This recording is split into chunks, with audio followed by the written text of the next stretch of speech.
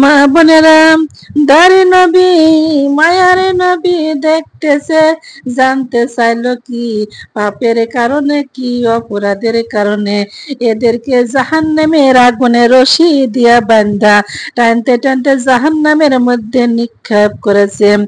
নবী আমার বলতেছে এরা বেনামাজি ছিল। জাহান্নামের মালিক বলতেছে হে আল্লাহর নবী, এরা বেনামাজি ছিল। কি নামাজি ছিল? বেনামাজি ছিল। বেনামাজি ময়রাছে, গরম পানি কান্তাছে। আল্লাহ, যাব না আমি বেনামাজির গোসলে, যাব না আল্লাহ বেনামাজির গোসলে। বেনামাজি ময়রাছে, বড়ই পাতা কান্তাছে। আল্লাহ, যাব না আমি বেনামাজির গোসলে, আমি যাব না আল্লাহ বেনামাজির গোসলে। বেনামাজি ময়রাছে, ঝাড়ের বাস কান্তাছে। যাব না আল্লাহ বেনামাজির কবরে, আমি যাব না আল্লাহ বেনামাজির কবরে। বেনামাজি ময়রাছে, সাবান গামছা কান্তাছে।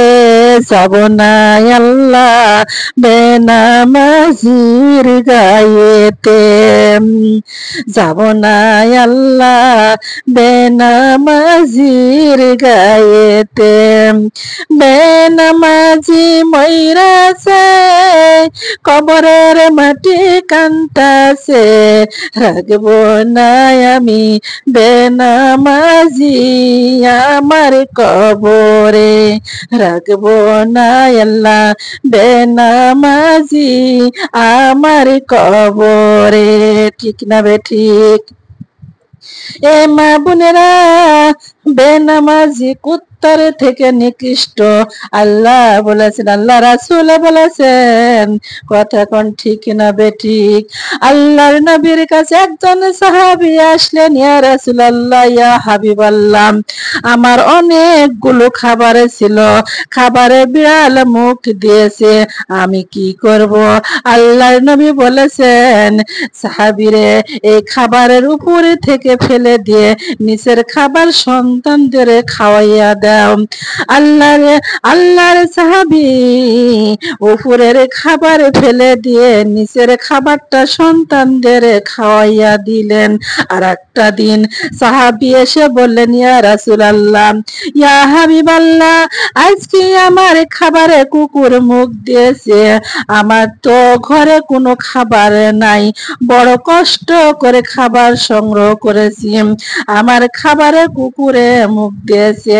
আল্লাহর নবী বলেছে, সাহাবীরে উপরের খাবারে ফেলে দিয়ে সন্তানের খাবার খাওয়াইয়া পাতিলটা 7 বার বিসমিল্লাহ শোধিত করে ফেলম।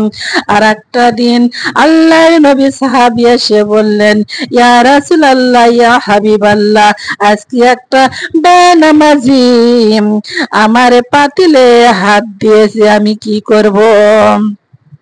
আল্লাহর নবী বলতেছে, সাহাবীরে ওই পাতিলের খাবার তুমি সন্তানদের খাওয়াইতে পারবা না, ওই পাতিল সহ খাবারটা তুমি ভেঙে পুঁতে রেখে দাও, তার কারণে বেনামাজি হলো কুত্তারে থেকে নিকৃষ্ট।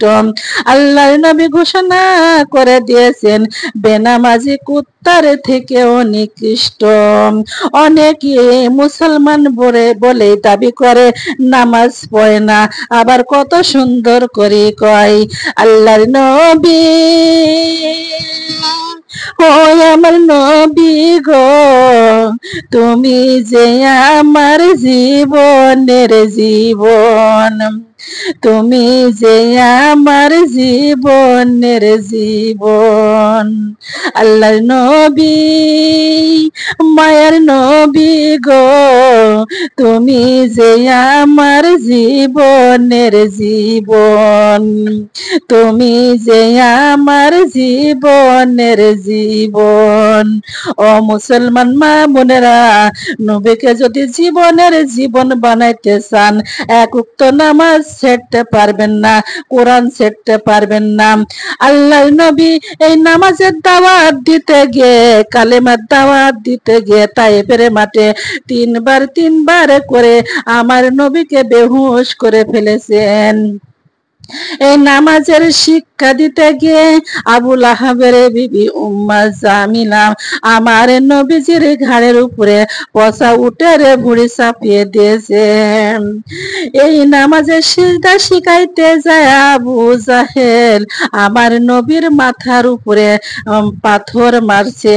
আমার আল্লাহ বলেছেন, বন্ধুরে আপনি চিন্তা করবেন না, আপনি কানবেন না, আপনার চোখের পানি আমি সইতে পারি না। ও বন্ধু, আপনি নামাজের সিজদা শিখাইতে যাইয়া আপনিকে কত কষ্ট করেছেন, আপনি কত কষ্ট করেছেন, কত আপনাকে অত্যাচার করেছে, আপনাকে কত আঘাত করেছে।